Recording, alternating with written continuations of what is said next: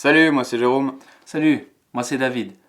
On vient vers vous aujourd'hui parce qu'on a envie de partager avec vous notre nouveau projet de court-métrage qui s'intitule Nouveau Melvesia, qui parle de faits divers qui sont passés en Suisse, d'espionnage, de vol de données et puis ainsi de suite, comme par exemple... La P26.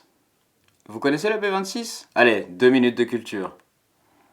Ce document de base qui définit la nouvelle armée des ombres et que l'on s'empresse de mettre au secret s'appelle Projet 26 ou P26.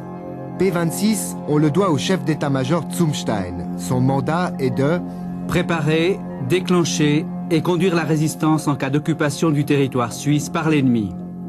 Il s'élèverait actuellement à 400 membres, dont près de la moitié appartenaient déjà à l'ancienne organisation Bachmann.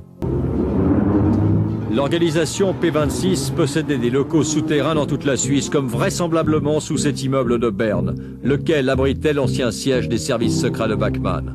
C'est dans ces locaux souterrains qu'était entreposé l'impressionnant arsenal de P26, pistolets mitrailleurs équipés de silencieux, fusils spéciaux, pistolets qui étaient accessibles à l'organisation sans oublier des grenades et des explosifs. Vous voilà un peu plus renseigné sur la P26. Saviez-vous qu'il y a eu un vol de données au service de renseignement de la Confédération en 2012? Allez, un peu plus de culture. Le renseignement de la Confédération a été victime d'un vol de données confidentielles de la part d'un de ses propres informaticiens. Le voleur a été débusqué, il est en prison. Reportage Renaud Chouli. Un collaborateur du service de renseignement de la Confédération a dérobé des données classées secrètes au début de l'été. Néanmoins, souligne le bref communiqué du département de la Défense, toute transmission des données volées a pu être évitée. À Berne, personne n'en dit davantage. Un cercle très restreint avait connaissance de cette affaire et il a essayé de garder tout cela pour lui.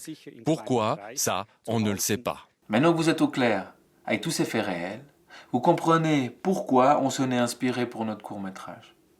Au jour d'aujourd'hui, nous sommes plus de 30 personnes autour de ce projet, tous bénévoles. Retrouvez-nous au cœur de l'action sur notre page Facebook Panther Art. Pour la suite, On compte sur vous.